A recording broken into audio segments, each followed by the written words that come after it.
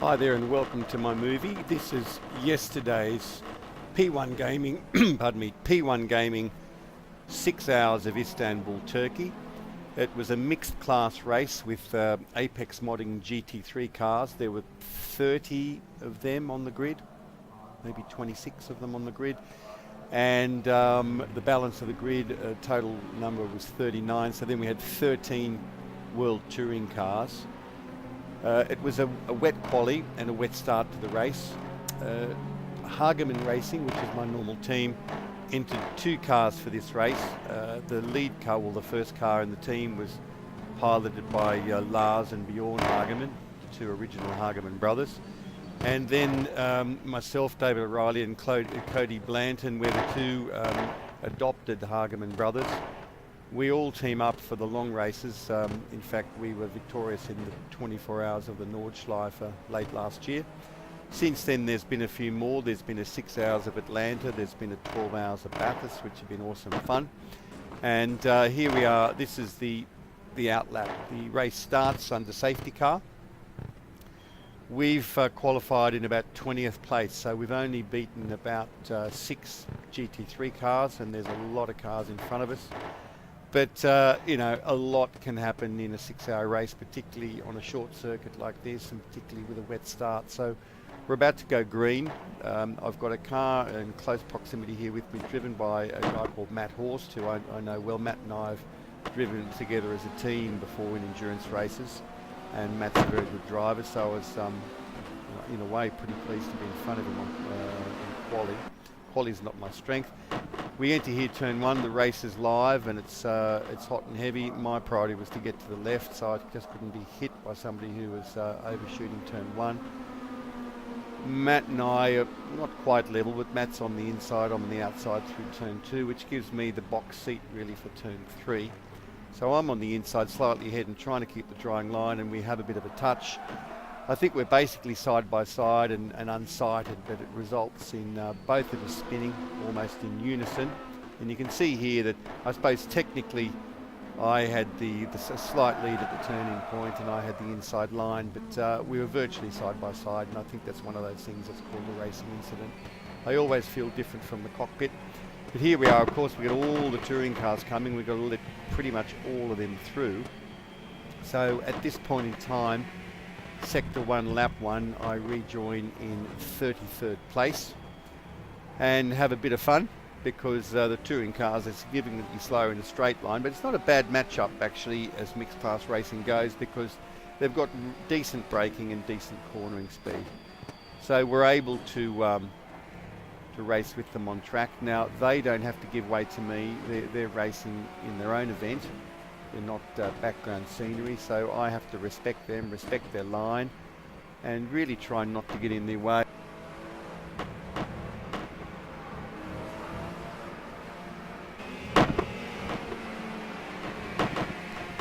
A lot of the track's wet. It's certainly very, very wet offline, and I'm on wet tyres, so I can be quite brave here, go up the inside, try to get the braking right, but of course with that line and being off the dry part of the track, my apex speed is compromised, which could potentially caught out that touring car a little bit. So at this point, trying now to recover, trying to get up back amongst the GT3 cars, having had that unfortunate incident, and I'm only now really approaching the end of lap 1 of this event.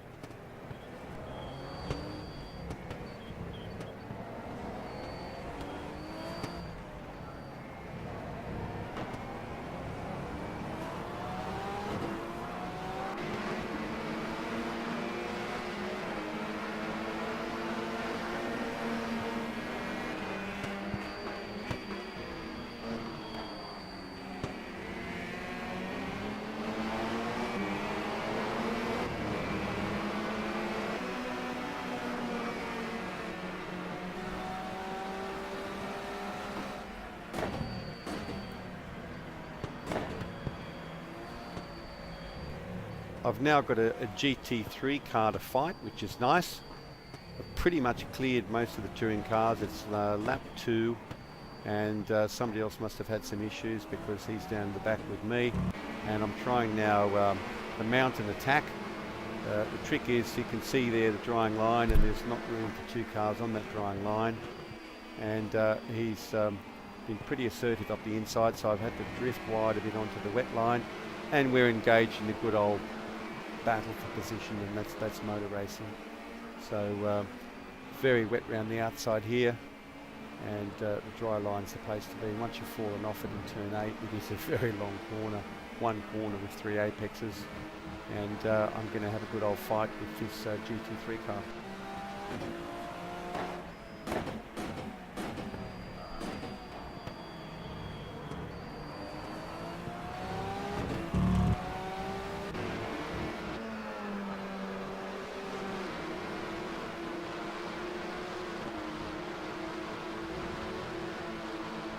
Pretty bold move under brakes, which I'm pretty happy about. There's a touring car here causing the driver in front to think twice. He moves over to take what he, as best he can, the optimum braking line, but I've thrown it up the inside, managed to make the apex, and that was a very nice feeling to grab that position under brakes on the damp track.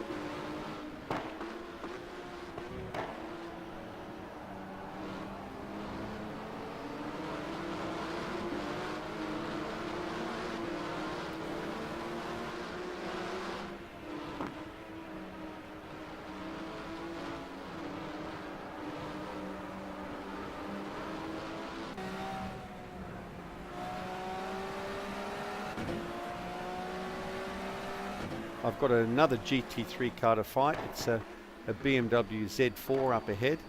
So we're both diving down the inside where it's a bit wet. That touring car there does a better job of judging where we need. It's a bit of an art of compromise. I don't know why the Z4 was so slow down there, but he was.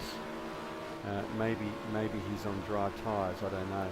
But it's still very early in the race, where I think lap 2 or 3. And we're managing to sort of get through the touring cars and starting to engage with the lap 4, by the way, starting to engage with the tail end of the GT3 cars. Now, at this point in time, it's been a tricky start to the event. It's lap 6, and I'm thinking, right, it's dry enough now to pit. Although I do a big slide, letting that other GT3 car through. I do a big slide, planning the pit entry. Now, of course, the pit lane is wet, and unbeknownst to me, the pit lane speed limit has changed. The practice server was 100 kph and the race server was 60 kph. So at this point I'm oblivious, blissfully ignorant. I've entered the pits, by the way, to take on slick tyres, because I figured we need to roll the dice to get back in this event. And I think that we can drive on slick tyres now and hopefully get some advantage. The wets are starting to overheat. So I've exited the pits on slicks, and I haven't even yet realised, I'm so intently concentrating on, are the slicks going to be a nightmare, or can I stay on the drying line and make the slicks work? At this point in time, they're feeling pretty good. I'm radioing the other car, or talking to the other car in TeamSpeak, and telling them, hey, I think the slicks feel okay, so I'll let you know more at the end of the lap. This corner here, turn 7, is very tricky on the dry tyres, because there's a whole lot of wet track to the outside. You'll see a bit of correction there. It does cause a few problems later on. You tiptoe around on the slicks on the drying line, and you start to gradually get your confidence, and you start to slightly lose the element of caution that you were using. And that's when you come undone. But the slicks are working okay. But I'm at this point in time, I've just noticed I've got a drive-through penalty. I don't know what it's for. I didn't leave the track, and I'm thinking, what's this all about? So I've got to start to open up the pit menu and tell the pit crew that I want to serve the penalty, but I do not want fresh tyres and I don't want any more fuel on board, because depending how the service set up, sometimes you can go in to serve a penalty, and if you don't pay attention to the rest, you end up having a minute and a half pit stop because you serve your penalty, you get fresh tyres that you didn't need, and you get a totally tanked up tank of fuel that you definitely don't want. We didn't want 100 litres of fuel. We're running a 70 litre fuel stint. So while I'm processing all this in my mind, I decided to do another lap. You normally get 3 laps in which to serve your penalty. So I've advised the team I've got a penalty and I've got to come back round and serve that penalty next time round.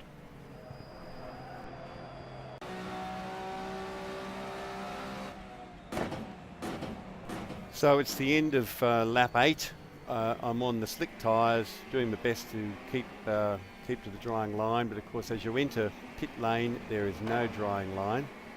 It is wet as wet can be, and bang, I've got suspension damage. So I'm now coming in to serve that original penalty with suspension damage, slick tyres on a wet pit lane, and bang, unknown to me, I've triggered a second speed limit penalty. Now it's only after I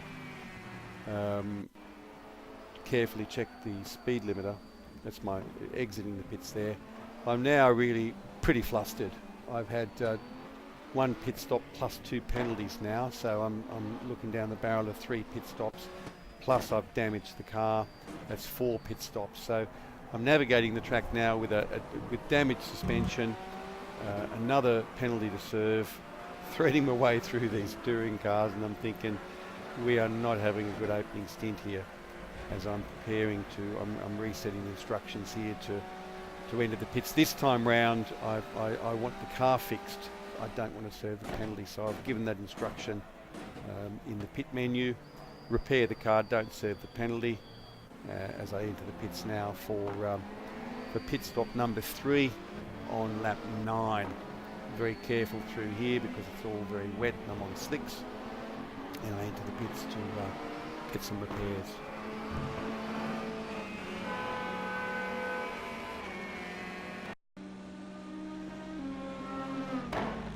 So we rejoin the fray in 36th place, which I think is in a field of 39 cars, including the touring cars. I've exited the pit lane. The car is now repaired, but I'm about to come back in and finally serve that second penalty. So that's 4 pit stops in 9 laps. It has not been a good opening at all. I'm observing there somebody else has fallen off the track, so I suppose I can take some form of solace that I'm not the only body having troubles as we head around to serve our second penalty and make our 4th stop. Now, what does happen here though, I slide wide on this tricky turn 7, get on the wet stuff on the slick tyres.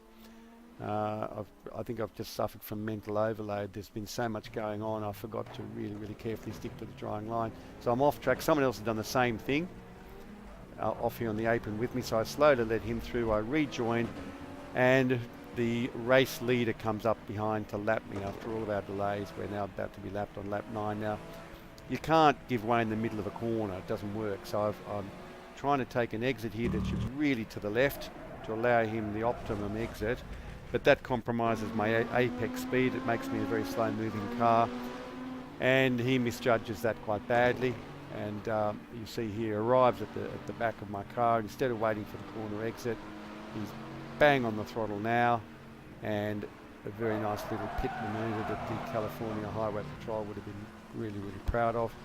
So to add insult to injury, I've now been spun, and I now try to get on my merry way. So there's the 4th and final pit stop, and we enter the pits to get that done. And we are going to exit the pits now into a world of blue flags, really, where we've got to continually lift and let cars through unless we can outpace them. But we've got a car that's free of damage, and hopefully we can just get our heads down and do some driving now, do some racing. So I've jumped ahead now. This is lap 86 now with my co-driver, my teammate Cody Blanton at the wheel. And Cody's coming towards the end of a 90-minute stint, and Cody's driven very well. His pace has been good. He's been catching up with people, and I think we're in about a P18, so we're now well into the GT3 pack. We've got 5 or 6 GT3s behind us. And why I put this little clip in was just to give you an indication of what happens when you're trapped amongst blue flags. See, the car in front is the car of the Mario Tump team. I don't think it's actually Mario at the wheel at the moment. But Cody on our lower fuel level, and being a quick driver, Cody's in a position to mix it with this Porsche up ahead, and he is in a fight for position with the yellow Ferrari. So, but Cody's problem is that if he passes the Porsche, he will start to get blue flags. So he's got and the Porsche, depending on the mentality of the driver ahead, like if he's in a close fight or really hustling to try to catch somebody who's a few seconds up the road, or trying to stay ahead of somebody who's a few seconds behind, you don't always have the composure to think, oh, okay, well, this bloke behind me is 4 laps down, which is what we were. We were either 4 or 5 laps down at this point in time. And often, well, in my opinion, the easiest thing to do is say, okay, well, this guy's got pace on me, but he's 4 laps down. He's no threat to me. Just let him go, and I'll continue driving in clear air and manage my tyres and drive my race. But defending against us or not allowing us through doesn't really help anyone's cause, really. And not being critical of these guys for that, they were the pole sitters and they've got a race to try to win. But at this point in time, Cody's got the edge on pace. Now Cody's about to pit. He probably could have made a move then, but I think Cody said to me at the time, I'm not going to make a move and be that dick who does a crazy pass and then pulls into pit lane. So Cody decides to just pit the car, and then I take over. Okay, we jump well ahead now. I've taken over the car. I've driven a full tank of fuel, a full stint, and we're now at lap 130 of a predicted 185 for us. And what this sequence is about is that I'm lapping touring car traffic, but I'm about to be passed under blue flag by Mario Tump.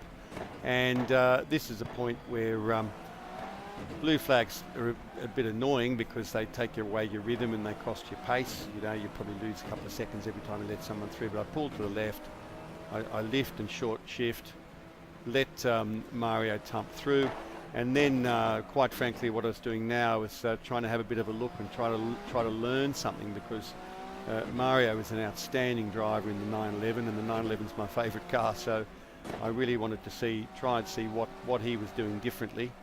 Now my pace here is somewhat flattered by the fact that I'm running a lower fuel load. I'm running 72 odd litres, and I know that Mario Tump's team were running a full tank of gas, so I can stay with him pretty closely, but I'm being flattered a bit by my lower fuel load and or fresher tyres at this point in time. But it's a bit of fun.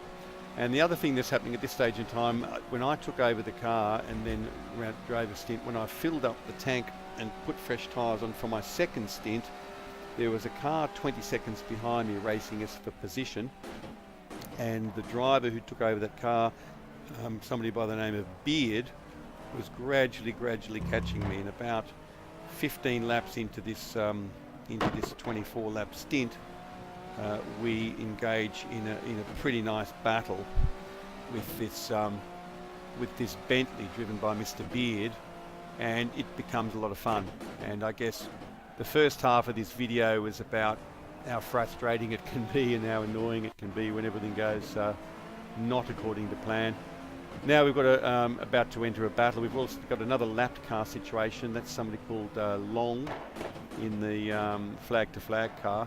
Interesting with R Factor 2, you know, it becomes apparent as I follow this guy here through turn 8. If we look at the tyre smoke, when the tyres get over about 120, 130 degrees in R Factor 2, they really start to send off a lot of tyre smoke. And I can see here that these guys are really hammering their tyres.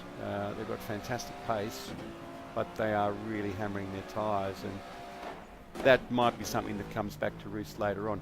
So I've jumped on board now with the Bentley of Mr. Beard. and we'll do a bit of onboard, a bit of external footage from the Bentley because it just sounds so awesome. And he's now got me firmly in his sights, and we join in quite a nice battle for a few laps.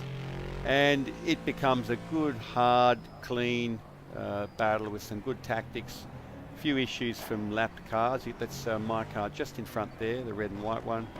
And I got some touring cars, and they're compromising my speed a little bit through the final complex, but not much, to be honest. That final complex there, it's the touring cars don't hold you up a whole lot. So I'm starting to look in the rearview mirror at this great big block of flats with a Bentley badge on it. And turn one there is so critical, particularly late in the stint. The tyres get a bit tired, they start to overheat, and you start to look like the Dukes of Hazzard coming through there. But the Bentley's being driven smoothly. We're not on dissimilar pace. He must have been lapping about a second or a lap or so quicker than me to have arrived here on my gearbox. But he hasn't got more smoke there from the car of Long. So this is back on board in my car now, looking back and just scoping out what's going on. And we're going to have a little bit of lap traffic soon. I'm trying to catch and pass that green Ferrari as well to unlap ourselves. At some point during my stint I did manage to catch him and recover a lap. But at this stage in the race we are a good 5 laps down on the lead lap. But this is the thing about endurance racing, as long as there's somebody nearby on the same lap as you, you've got some racing to do.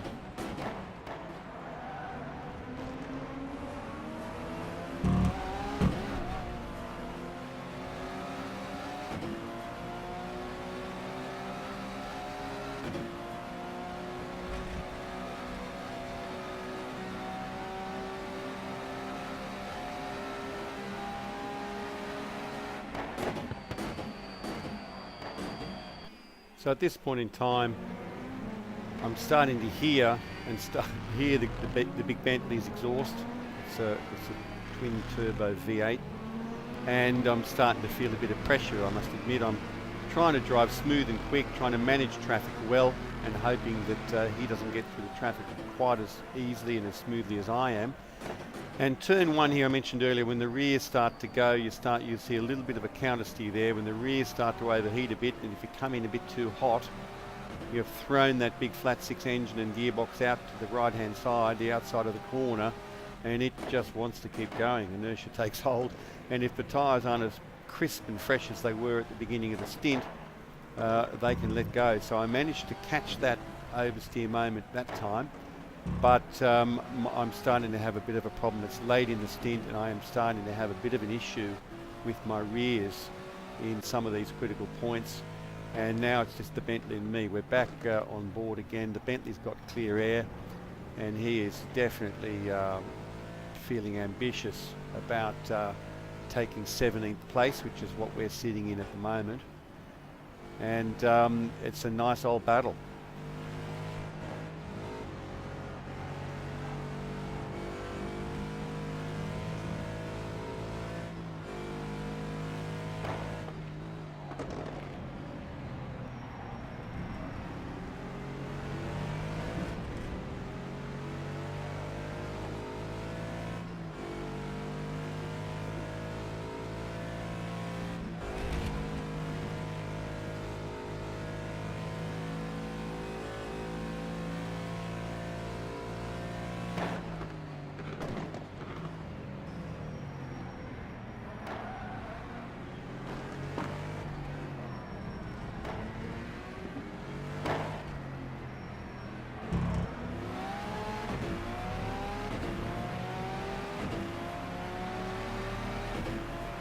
So the Bentley is still piling on mega pressure and approaching the critical turn one again, which I managed to get through cleanly.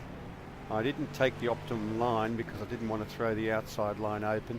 That's the race leader now, Knudsen, coming through. That's the gentleman who unfortunately tapped and spun me in turn 8 back very, very early in the opening laps of the race. So I don't want to give a whole lot of lap time away and make things too easy for the Bentley, so I'm not going to slow mid-corner.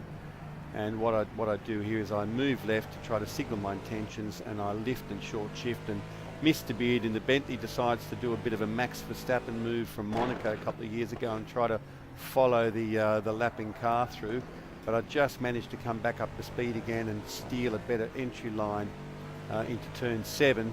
But it is certainly game on as we enter turn 8, and he decides discretion is the better part of valour and allows me the corner. There's only one line through turn 8 here, and you can't go side by side through there at all. But it is certainly battle royal, and I think at this point in time we've been very, very close to each other and fighting for position for 4 laps or more, which is great fun. And anybody out there who's new to sim racing or hasn't done a whole lot of multiplayer in sim racing, this is where the great pleasure comes from a clean fight. No contacts, no throwing it up the inside and out braking yourself and sliding into the other bloke. Both keeping it clean, going as quick as you can, and waiting for somebody to crack under pressure and then yield an opportunity. And these 4 or 5 laps of this race were probably the nicest of the 80 or 90 laps that I probably did in qualifying in the race. So he shows me a bit of a fakie there, piles on the pressure, and guess what? Look what happens. I crack under pressure, the rears let go, I don't manage to cope with that oversteer moment, and that was all he needed. That's me there. That was all he needed to sneak through. So he's gotten round me, but it is not over yet. There's something really, really motivating about somebody getting past you and giving you something to chase. Chasing a lap time is one thing, but chasing a position and fighting another car is another. And they don't always go hand in hand in terms of, or they seldom go hand in hand in terms of improving your lap time. But I'm onto this Bentley. The game isn't over yet. I'm not happy to let this attack and overtake be a done thing. The other thing that's happening is you've got a bit of a habit of running wide there, exceeding track limits on the exit of turn 8. Not by a whole heap, and it's not the end of the world, but the game does record that, and it will give you a warning. And then if it happens again, say 2 or 3 times within the course of a race, you will get a drive-through. So I'm sitting here thinking to myself, I'll fight him and stay as close as I can. I'm letting another, I think that's Knudsen again, letting another blue flag situation occur. Now, in the back of my mind here as well is, okay, he's just passed me and I had to compromise a bit, but he's also got to pass the car I'm attacking, who will need to compromise a bit. So at this point in time, these blue flags can create big opportunities for us. So I'm driving hard, doing my best in terms of lap time. Lap times, by the way, I think my best lap time in clear air, because probably only 1 lap in 5 over the course of the race allows you the luxury of clear air where you're not either being lapped or not passing touring cars. I think I was on about a 152.2. Cody, my teammate, most of the time was running high 151s.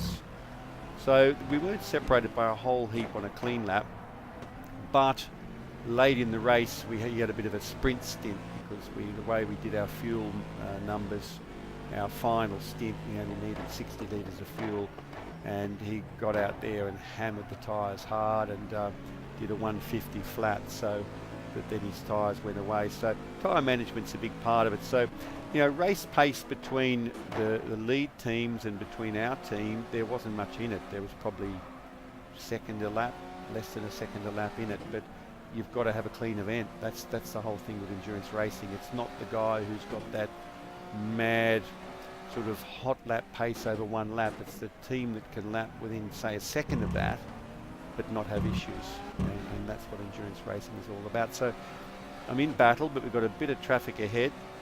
What's going to happen with this traffic? Am I going to get an opportunity? Now the Bentley has pulled over to allow that yellow car through. He's compromised himself slightly. He's now gone to the right, and guess what? There's a touring car there, and I've managed to box him in to an extent to take the optimum line, give himself the apex, and rather being crazy about it, he's pulled over there and allowed me through in a nice clean line, and I've got the position back, and that was my feel-good moment of the race. So we had some highs and lows. Our car finished in, I think, P16.